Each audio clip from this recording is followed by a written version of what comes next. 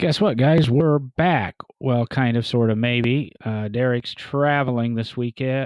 He's at the National Association Automotive Museums conference, someplace that I probably should be, but I'm not.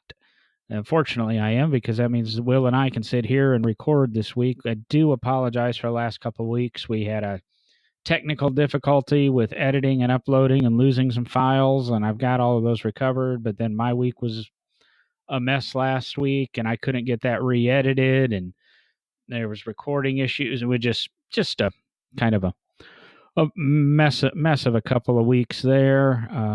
Will took a slight vacation, and I would say, Will, why don't you tell us about some of the cars that you saw on your vacation? But I think you were on a boat, right?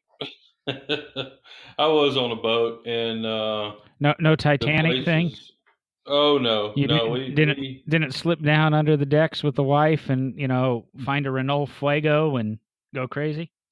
well maybe not a Renault Flago, but the other part might have happened.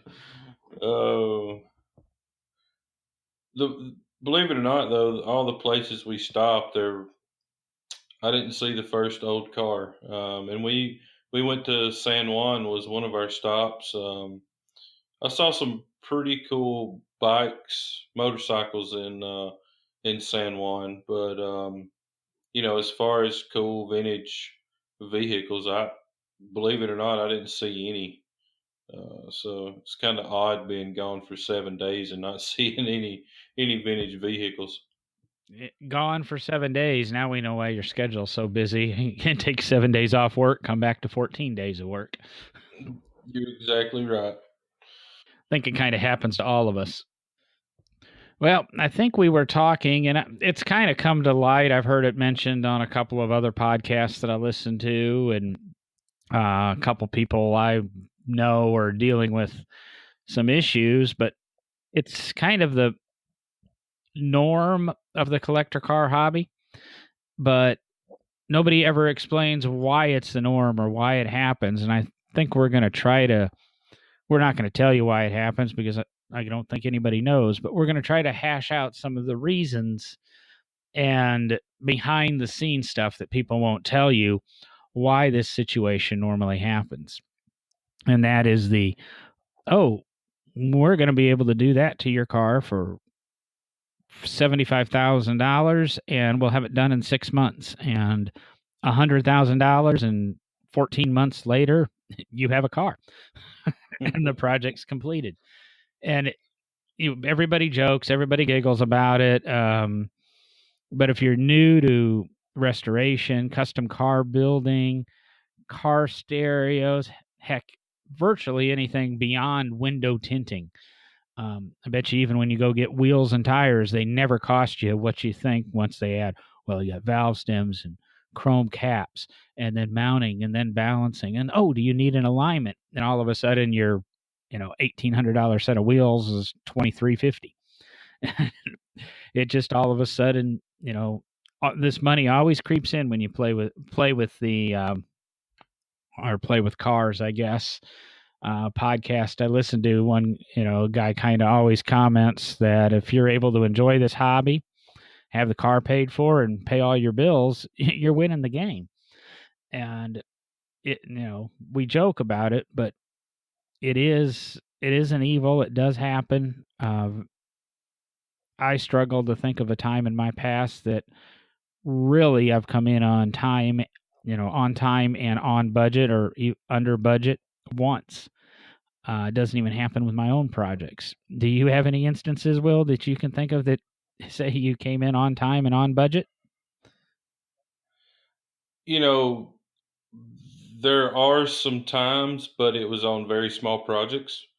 Um, when I say that, I mean, vintage air installs, exhaust system, building custom exhaust systems, stuff like that. But on a full build, um, never been on time and never finished under budget. There was a couple we finished pretty much right at what they were wanting to spend. But pretty much all it all goes over. I mean, it's just one of those things that happen. It's that situation, where, hey, I'm here, why don't I go ahead and do this? And when that happens 15, 20, 100 times, your budget's blown all to hell. But at the end result, you're going to have a better car. You're going to have a better vehicle to cruise up and down the road, and generally a safer vehicle as well. Yeah, I've always found that, like you said, something always creeps in, whether it be oh, I've had this car since new and it's ever been wrecked, and you strip the paint off and you find a quarter panel had been smashed at some point in time. Might have been before the owner got it, and all of a sudden there's body work or rust and corrosion slips in there, or nobody ever thinks about the cost of nuts and bolts. And basically if you put, say, a 2-inch long 3/8 bolt with 2 washers and a nut on it, that's 75 cents. And you do that 1,000 times, it's $750 you've spent. All That's that right. stuff has a way of creeping in. I find shops, and I'll say I'm guilty of it. I think we all are. Always oversell yourself a little bit, hoping that you'll figure something out. And I'm dealing with a shop recently that is building a car for a consulting client I have, and basically I figured out they've never worked with a motor that has variable valve timing in the past. They've worked with this type of car before. They've worked with things like this before, but they've never worked with variable valve timing. So they're having a lot of tuning issues and dyno issues. And of course, they won't admit to it. They always have some fancy excuse, but every excuse goes back to you don't understand the system. And they finally admitted, well, we're going to have to rent one of these cars, factory, so we can figure out exactly what it's supposed to look like on the dyno and the maps, so that we can tune, this project car that's being done. And that's delayed this car probably 2.5 months. And even if it was done 2.5 months ago, still, I'm trying to think, this was supposed to be a 8, 9, 10 month build. I think the gentleman was supposed to actually have the car last summer, and he might get it by, and my best guess estimate right now is June of this year. So it's 12 months, at that point it'll be 12 months behind, which is a little excessive. And I guess that can go back to the vein of other things. Do you have any little quick examples or anything, Will, of maybe not your shop, but even experiences with other shops or picking up after other shops where they might have oversold their abilities, and say Big Oak has to go back in and clean up somebody else's mess? Because we've all been there for that one too. Well, yeah, we've taken in a couple of different projects that's came out from other shops, and it was always, they were supposed to do this, they were supposed to do that. Of course, you're only getting one side to the story. You never really know exactly the situation, but the really probably the biggest one we done was the red 57 we called Slugger. It was at a shop in Tennessee, and owner just got frustrated and found us and brought it to us, and really what had been done to the car, the work wasn't bad. It was just one of those situations probably where it wasn't getting worked on, or already it cost too much money or something like that, and uh, came to us, and we finished it. So didn't really have any issues at all with the customer. That went really smooth. So, you never really know exactly in a situation like that. And uh, I have been actually we the green dart. It was a year um, out of the time frame that was supposed to be done in. We were supposed to have been in Detroit the year before, and we actually worked on that car another year. And we didn't kill ourselves at the end to make it, but it was still somewhat of a push to even get it done then. A year out on a major project like that, we're talking 16,000 man hours in that car. Um, it's still a little excessive. I can't say it's not, um, but we were definitely a year late on that project there. So yeah, I've experienced it for sure. 16,000 man hours, 8 years of labor time on a car. Yeah, that we done in 3.5. Well, and that's what, some people don't understand is you can do, I always give, and I've talked about it on the podcast before, that when I'm talking to somebody about a restoration, when I was doing restorations, I do some consultation now on the side about restorations. And I'm doing restorations, not complete builds.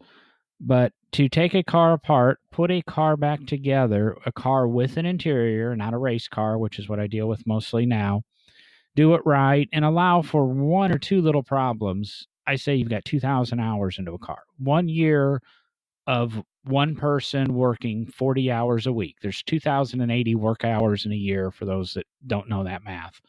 But so you basically have 1 year working on a car. You want a car done in 6 months, you need to have two people working on that car every week. But that doesn't speed it up. That actually slows it down a little bit because they're always waiting on one another or they're tripping over each other. You've got to have somebody who's actually in charge on that project. And, there's ways to, speed it up. Your 16,000 hours on your green car, you could have done in a year, but you would have had 8 guys working on it for 1 year. That would be, that if I'm thinking that's your entire shop working on it and dependent on one person for all of your income.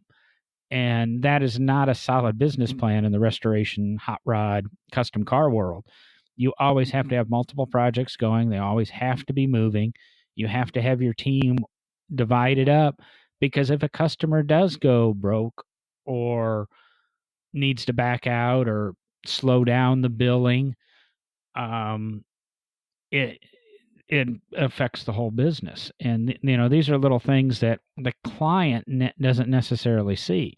Again, like I said, 2,000 hours on a car, and let's just use round numbers. I'm not reflecting on anybody's shop rates but say $100 an hour, which to me is about a median across the country. I think in Alabama, you probably find a shop for 65, 75 an hour. You go to LA, you're probably going to be, $150, $165 an hour. But you figure 2,000 hours, there's again $100 an hour. There's $200,000 in restoration dollars in labor without buying parts. And now you put two people on it, now all of a sudden you're asking a client to come up with $200,000 in 6 months instead of a year. Some have it, some don't. Realistically, a lot of restorations aren't at that $200,000 level. They're at a $50,000 level, but that's still $1,000 a week if you wanted it done in 1 year.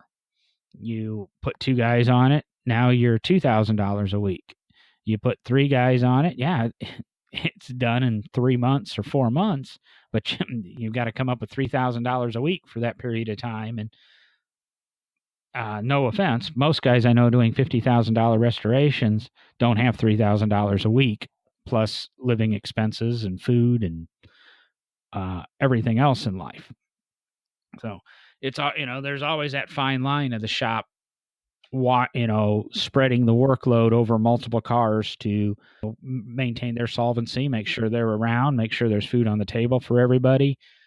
It's a poor business plan, and if you watch and monitor your restorations to make sure the shop's not using your money to restore somebody else's car, i.e., you get a bill for $5,000, and that $5,000 then allows the shop $5,000 to work on somebody else's car, who then gets a $5,000 bill, and then they go and work on car C. When that $5,000 bill gets paid, and then when car C pays his $5,000 bill, they go back to you and car A. That's not a solid business plan, but like I say, it takes years of watching the industry to see shops that do that, and it does happen. And Oh yeah. shops get through it, and some shops close up. Well, I'll tell you how we do it, and it works out really, really well for us. I know we're kind of getting off the path a little bit, but just to keep it honest between the customer and the shop, and there's no questions asked, is we only bill hours that have already been worked. So we don't take any upfront money unless we're ordering a set of wheels or something over 2,500 bucks. Then yeah, we'll take some money up front to go ahead and get those parts on the way.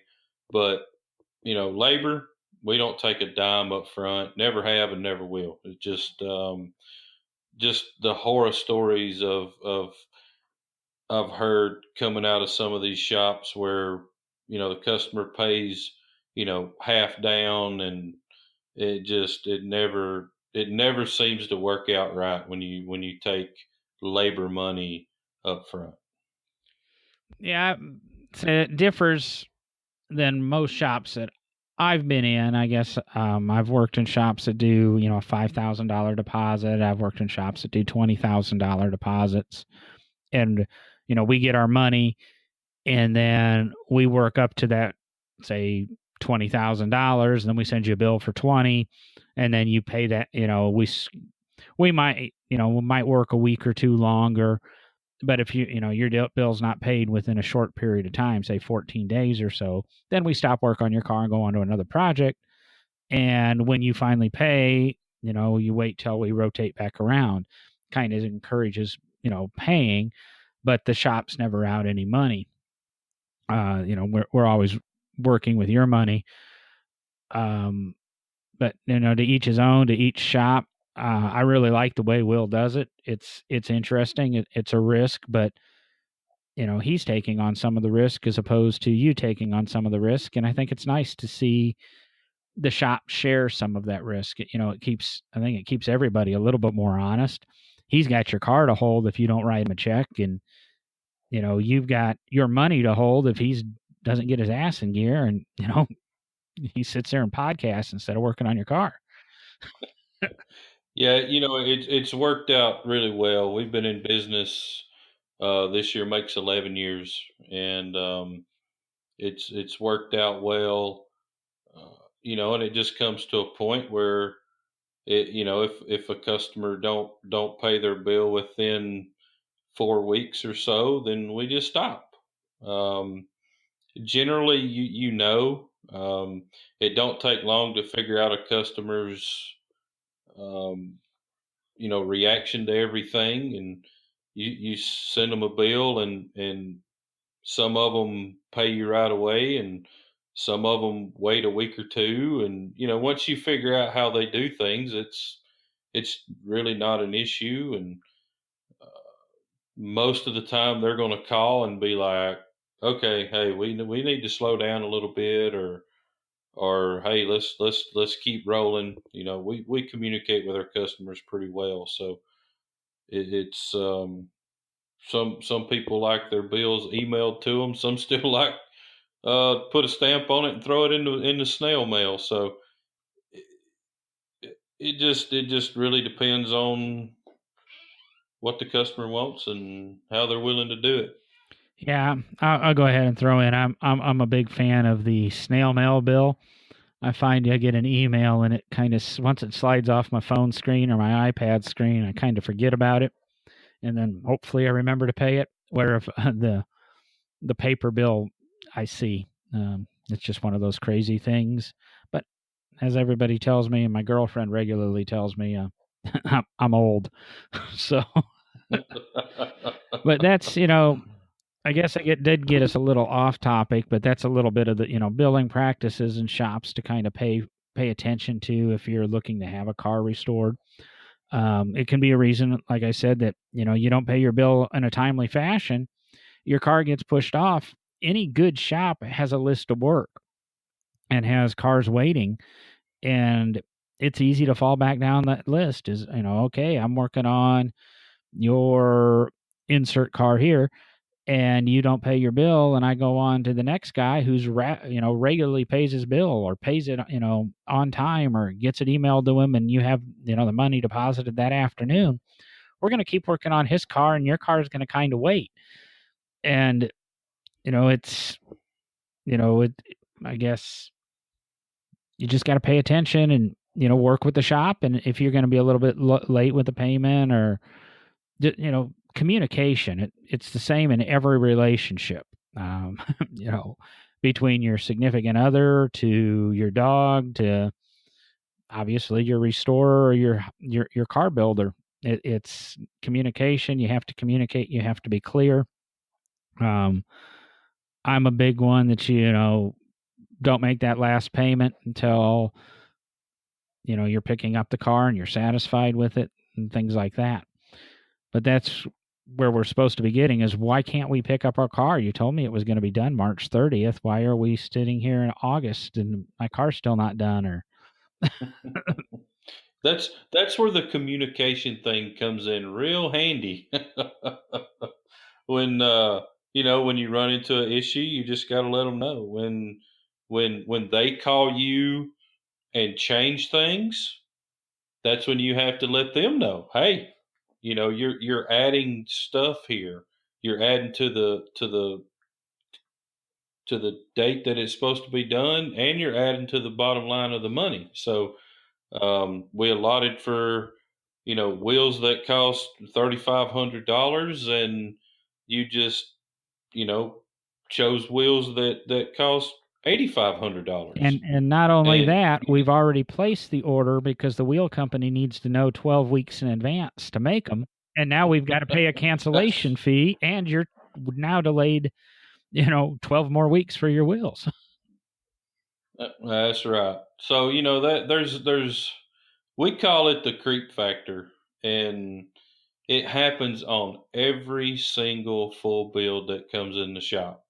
We have a direction, and it's always, when we're here, let's go ahead and make these a little nicer. Or let's go ahead and make that a little nicer, or let's tweak this just a little bit so the body lines flow better, or let's go ahead and mini tub it while we're back here. It always happens, and it's just one of those things.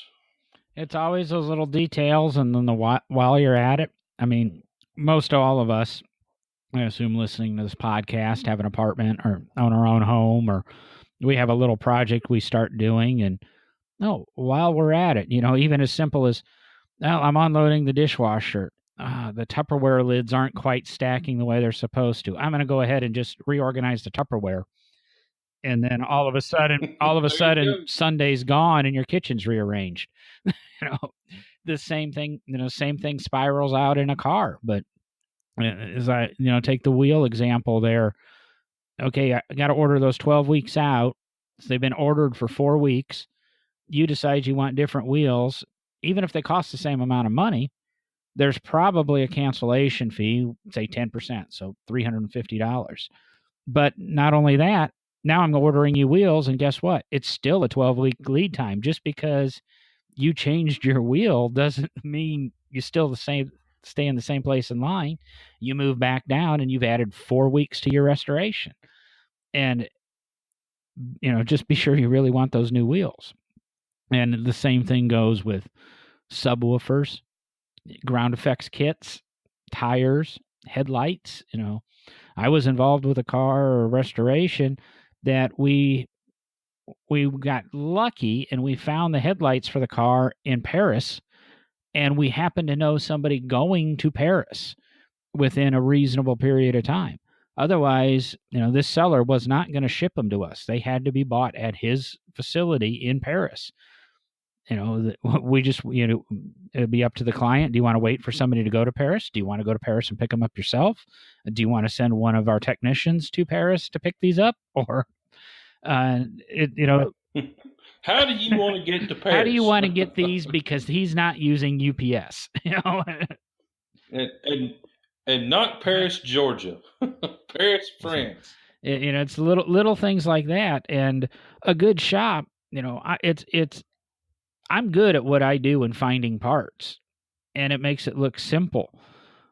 But there's a lot of time involved, and that's the whole thing is look behind the curtain. It's always, 80 people running around like crazy. Some of the events that I deal with, people think, oh, wow, these run so smooth and you guys look so effortless. And is it John Elway or I guess Dan Reeves used to say on the commercial, never let them see you sweat. And I always look calm and nice and I'm polite and I have all the time in the world when I'm in front of you talking to you. But as soon as you turn your back on me, I'm running around like a little chicken, little legs scurrying, arms moving, and you know, texting and sending an email and on a laptop all at the same time. Yeah, and that's what a good shop's doing behind the scenes. We make it look simple and easy to you, and nothing's simple and easy. If it was, everybody would do it. And all of that, we have to instill confidence with you. Go back to the issue that I'm seeing, and fortunately I'm doing consultation for this gentleman and telling him I'm reading an email, you're reading the email, and it's telling you it's taking us 3 more weeks to do this, but not really understanding why. I'm able to read through and go, no, this is my theory on why this is happening, and it's kind of justifiable. He hates me telling him all the time, oh, this is understandable, this delay is understandable, I could see this delay coming. And we've hit a couple of delays that I warned him were going to happen because this is happening and this is happening. You're going to see a delay here. And I've told him how to avoid some of those delays, but sometimes your clients don't want to follow that advice. And that's not for me to choose. I understand the principles and things involved in that, but it's happened on more than one occasion. You need to do this or ask this question, and it'll prevent this. And sometimes it goes back to simply analyzing the contract. Some shops were okay, drop your car off. We're going to send you a bill in a couple of weeks. And some shops are, here's a 25-page contract. You need to read this and get it notarized and have 4 relatives sign it, and it's like getting a payday loan or something. Like I say, all of that gets involved, and that's the business side of the deal. Now the physical side of the deal, slowing restorations down, the time frames. Where do we want to go on that, Will? I mean, there's like I say, it unfortunately, I guess what we've said is it all comes down to money, but it really doesn't. Well, I mean, ultimately, it does. It comes down to money, and a good shop owner can read a customer pretty quickly and understand if they are 100% stuck on a budget, then you've got to do what you've got to do to stay within that budget. If you have a customer that's, you know, they know what they want, they're, everybody has a budget in mind. There are some projects out there that are an open checkbook type of deal, and most of those are Riddler type projects and stuff like that, or a corporation you're building a car for SEMA and you've only got 6 weeks to do it. They don't care how much it costs. They just got to have it done in this certain time or something like that. But if you got to be able to read your customer, and if you're the customer, you need to let the shop owner know, hey, look, this is what I want. I'm not pushing for a certain date to have it done. And I know it's going to cost a lot of money. I'm not dead set on a certain number. I really don't want to go over this. Those are your dream type customers. And then you have customers that say, hey, look, I want a 57 Chevrolet. I'm not willing to spend any more than $150,000. Go. Do you want to do it or not? So learning your customer is huge, and then the customer really needs to specify what he's really after. If you're just wanting a car just to have a car, then you can pretty much have a budget and stick to it. If you're wanting to build a car for a specific award or a show or something like that, you better be willing to fudge a little bit on that budget, or not really have a hard budget in mind. Because that's when stuff starts getting a little crazy, when like you're building a car to go to Detroit, and this new whatever comes out, and it's something you got to have. Well, it's not just buying that part or having that part made. Now you got to go back and you got to modify this to adapt to that part, and then it could totally change the whole outlook of the car. So a lot of it just depends on what the customer wants and what the customer's wanting to go for and how quick they want it done. It's at every little variable. Let's go something as simple as a head unit for a radio. All of a sudden, you choose, Yeah. okay, I would like, this one, and you went from a double din to a single din. And now all of a sudden, that single din, you need Yep. to redesign the custom center console or some piece of the dashboard that you've already cut to fit that double din. And then all of a sudden, you've got back structure you've got to worry about. And all of a sudden, a simple, it's only $30 different in the radio is now 15 man hours at $100 an hour, and another $1,000 in materials. And if it's already covered in leather or foam, or and the upholsterer Yep. has already been there, add more to that little change. So when you do go and you call up Will and you say, hey, I need to change this, or you call up your restorer and say, hey, can we do this? And then they say, yeah, no problem. Go, well, what's it going to take? Always ask that question. If they don't start telling you, go, oh, now you do realize if we do this, we're going to have to do this and this and this. If they don't say that to you, say, this is what I want to do. And they say, okay, you've got a big bill coming. Just say, okay, this is what Oh I yeah. would like to do. What's going to be involved in doing it? And then listen to them, and then try to weigh, is it that important? Because like I said, a $30 change of something that's as simple as 1 inch, of dashboard space.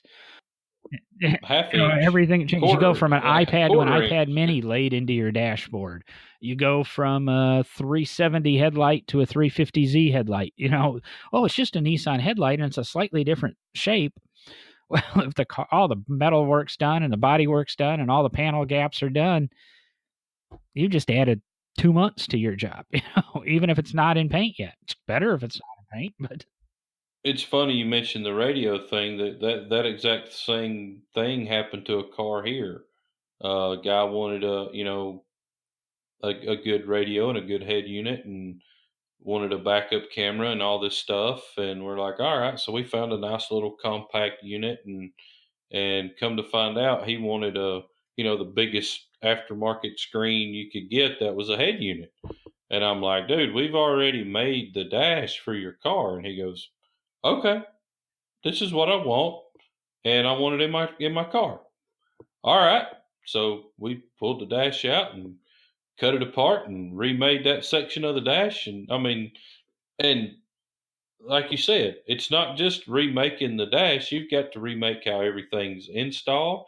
There wasn't a trim piece for this type of head unit. It was designed to go in like a new Tahoe or something like that, that has a trim package that you buy with the radio. So we had to machine out an aluminum trim ring, and I mean it turned into a whole lot of work. But at the end of the day, the guy that's what he wanted, and that's what we did, and he was happy. And the backup camera and everything worked great, and went in there and deleted a bunch of crap out of it, and he could watch movies going down the road, and you know. But that's what the customer wanted, so that's what we did. yeah, I have a fairly regular client that I work with that he'll have something done and then look at it and go, I don't like it, do something else. But that's just the way he works, and he can afford to do that, but it's not very cheap. I mean, you can literally get a project done, complete, ready to deliver, and he'll go, Nah, I don't like whether it be color, the way something's shaped, whether, you push down on the vents to close the vents. No, I want it to push up on the vents to fully close the vents. Little things like that. He doesn't care. Just change them. I want it that way. And okay, you go back and do it, and then he goes, no, that's pretty stupid. Put it back the other way. And as long as he's willing to write the check, you do it. But not everybody's like that. And always ask questions. Just because shops are going to tell you yes because they're going to want to make you happy, and then what makes will deal with you being unhappy with the money later. And like I said, this all really unfortunately comes down to money, but it's just always the available time, what's there. And as Will said multiple times in this, that small little change adds just so much to a project.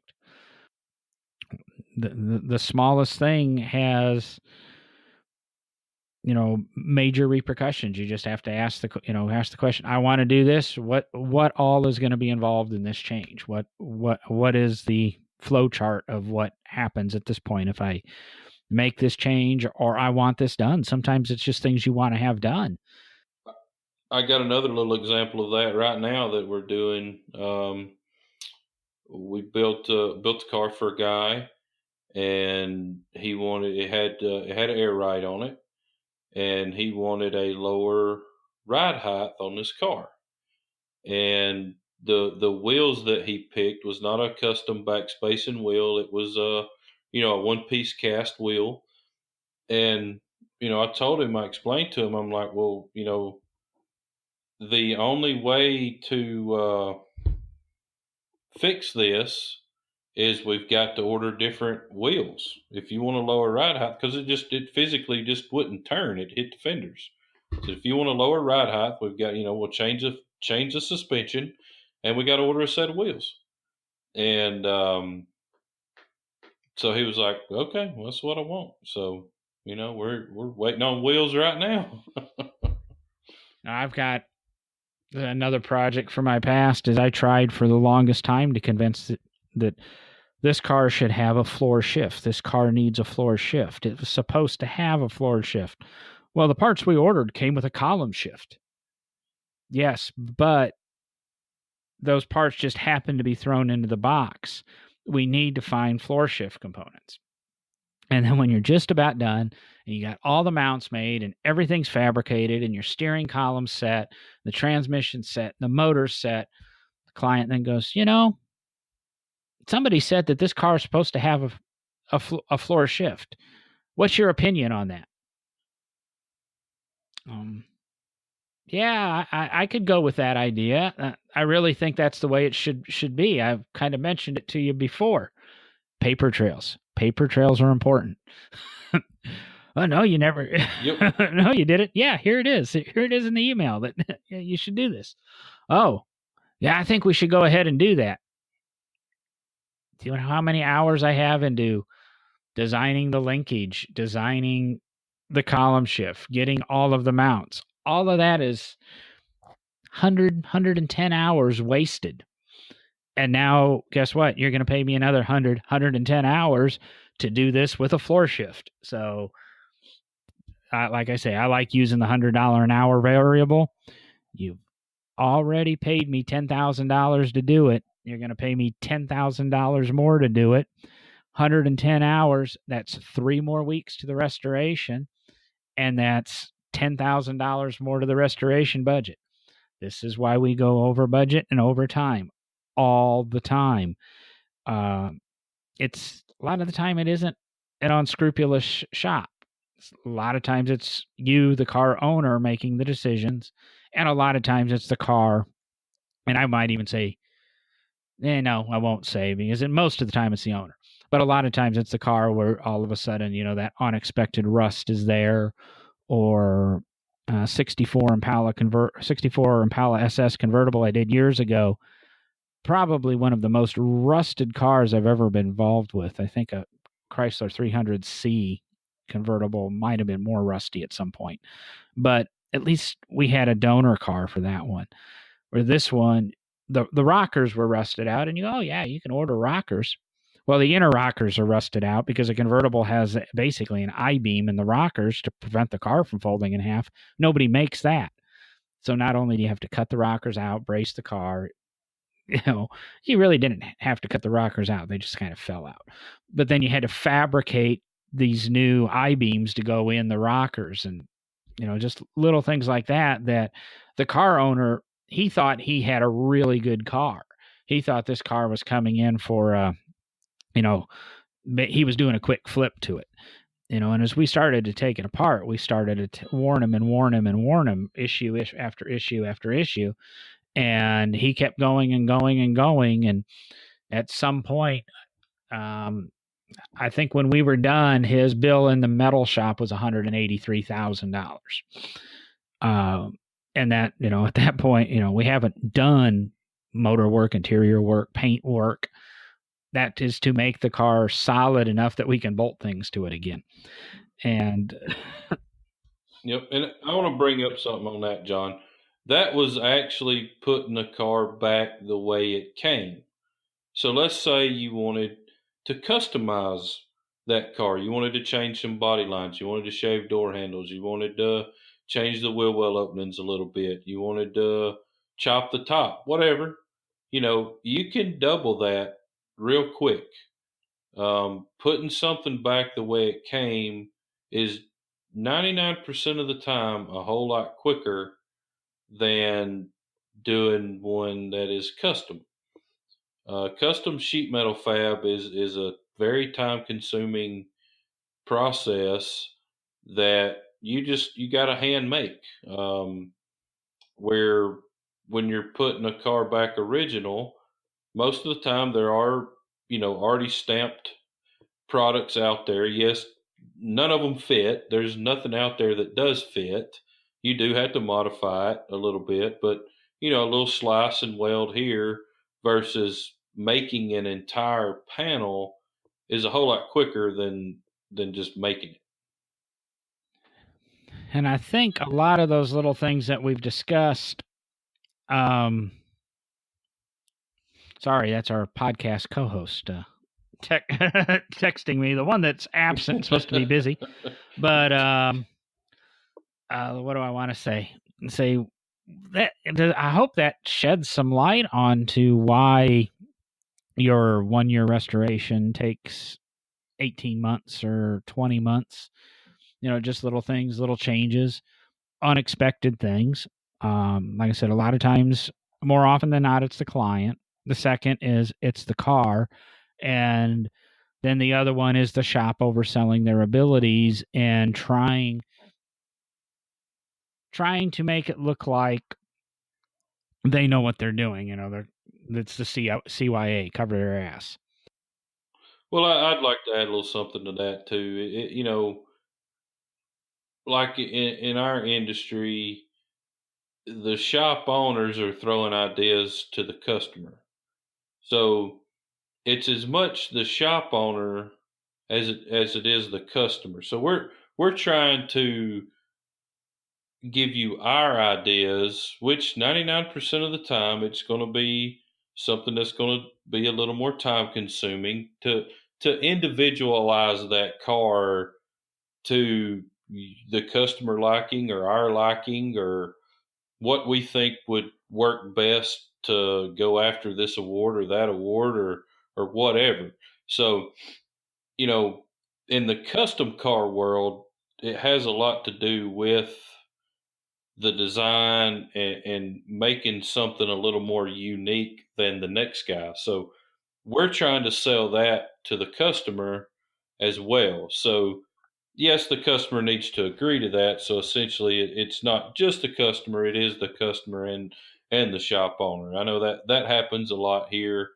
We've got a pretty major project going on right now that we hadn't been working on it a whole lot, and that's already happened several times. Where I've called the customer and been like, "Hey, what if we take this and change this a little bit and do that?" And essentially it's going to be a little more time consuming to do, but the end result's going to be better. And most of the time they go along with it pretty well. So, sorry, kind of a brain fart there. So I guess Will's going to take a little bit of the blame for the delaying because he's such a creative thinker. Oh yeah, I'll take some of the blame. It's it's it's really what happens. I'm not going to lie about it. We all hot rod shops want to build the best car that they can possibly build. I say all hot rod shops, all the ones that I'm familiar with. It's not that we're trying to outdo the next guy or anything like that. It's just when your creative juices get to flowing and you can modify something and make it a little different or a little better or make it appealing to the eye a little bit more or something to that nature. It's just something that we shoot for. So having that conversation with some customers is fairly easy, and with some customers is fairly difficult. Some will budge and some won't. So it's it's partly our fault too. But I guess if you're a client or if you're a car owner out there, I guess that's what I want to say.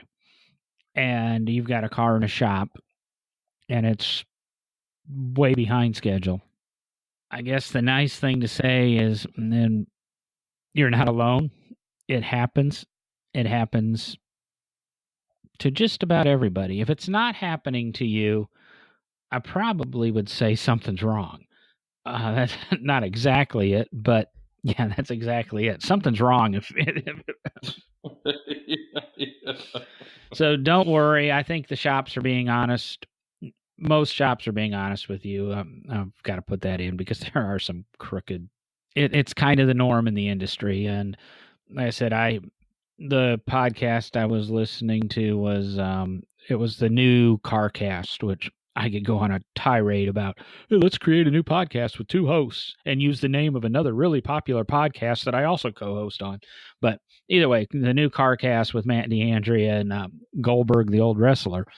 Goldberg even said, "Oh, it's like one of my projects that it takes forever and it never gets done." Well, yeah, that's kind of it. It doesn't matter how much money you have or the power you have. A lot of these projects go over, and like Will said, he's building a car for the Riddler and he missed it by a year. Well, you're building for the Riddler, you either hit the date or it's going to take another year. So I mean, it's not like there's and you will work on it hard for another year.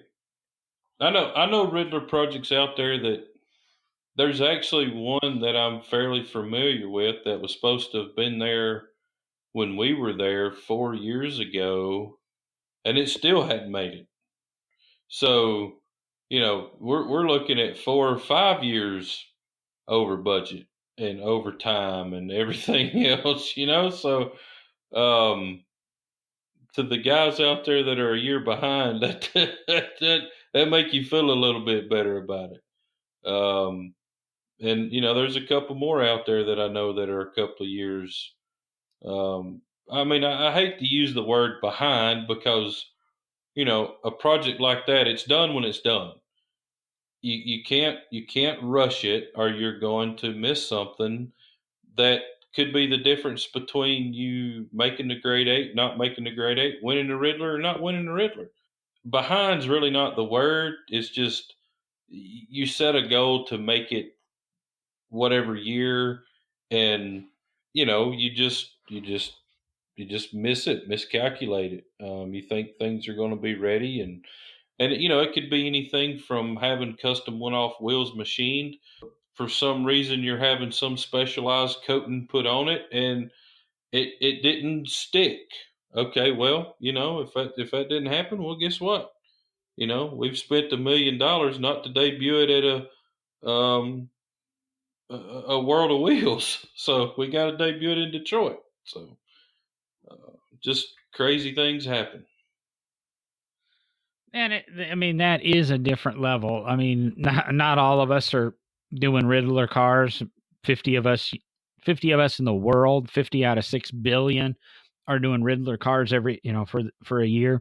So that's not all of us, but the level that a Riddler goes to, and I'm trying to think back.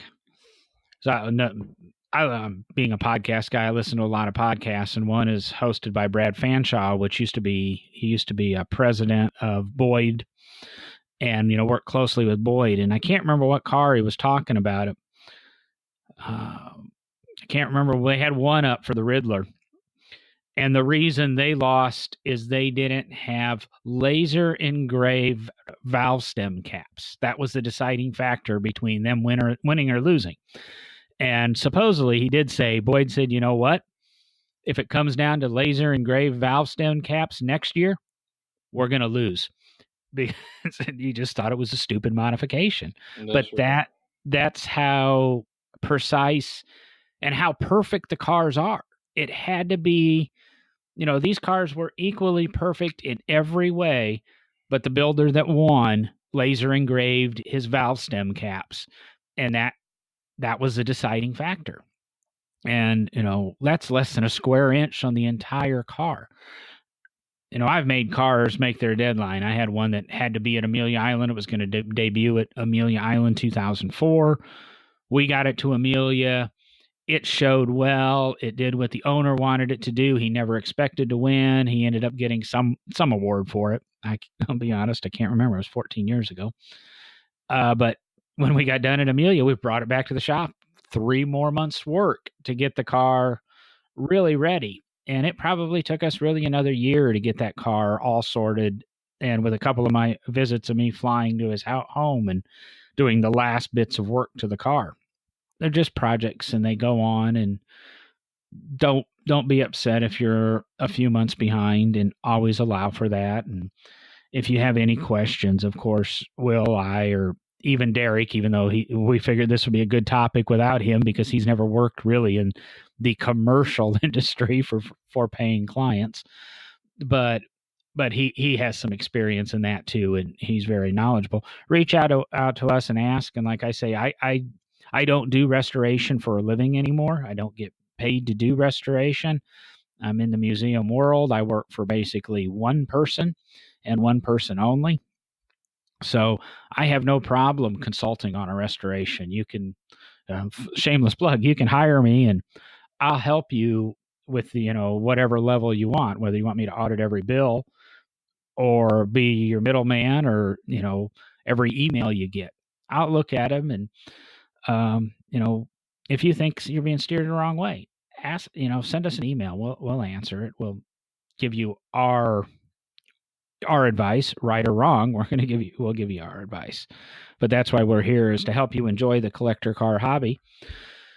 Anything else you have to say in conclusion tonight, Will? Or I think we're about at that hour mark, and it's about time for probably you to go back to work and me to go back to bed. Yeah, the biggest thing is have somewhat of a budget in mind, but just be willing to compromise with your builder. He's going to throw some ideas at you that possibly you didn't think of, or you're going to run into some problems that you thought you bought a really really good car. So before you even buy that next project and you're going to have somebody build it for you, go ahead and pick the guy that's going to build it for you and let him help you pick it out. I mean, it's what we do for a living. We can spot things that a lot of guys can't spot. So I'm not saying we can see everything. That's impossible to do, but just a little paint bubble that you might miss that could make you look somewhere else and realize the whole floor pan's rusted out of the thing, or I mean, just something really, really minute on the outside could be something major on the inside. So, that's my biggest advice is if you're gonna have a car built and you don't have the project, pick the guy that's going to build it and have him help you find that car. Matter of fact, they may even know where one's at. I have people call me all the time, wanting me to buy this or wanting to buy that for a project. So that could save you a lot of money in the long run. And the guy that's building it, you may have to wait a couple of years before he can get started on it, but it's something he can help you do and have an idea of what he's looking at before he even gets started on it. Very sound advice. And basically, like Will was saying, an expert can find something that you might miss. Friends don't like going to concours with me anymore or car auctions because they'll see a perfect car and I can say, okay, pick 6 square inches, and then they'll point to a section and I'll tell them 12 mistakes or 12 flaws or, and it's just one of those little things. Every now and then I'll lose, but I'll usually find 3 or 4 things wrong in whatever little section of the car, whether the welting's rolled or whether the glass is delaminating or a weather strip's turned wrong. There's always something, some little detail. And that's what, we're there for, or we can be there for, I guess, is to, look at it with an expert eye and find some of those issues that you might overlook with either buyer's excitement or, God, I've been looking for 6 months because I really want to build a 1948 Pontiac 2-door sedan with and this is the first one I've found. Well, they built a lot of them. We'll find them. I mean, even cars they built 500 of, I can usually find you 2 of them for sale. So, but with that, like I said, I'm gonna probably close this down and head to bed, and I think Will's going back to work. Yep, got work to do. Guess what? I got a deadline that I'm probably going to miss if I don't get my butt to work. Happens every week. So, with that said, I'm out of here. Me too.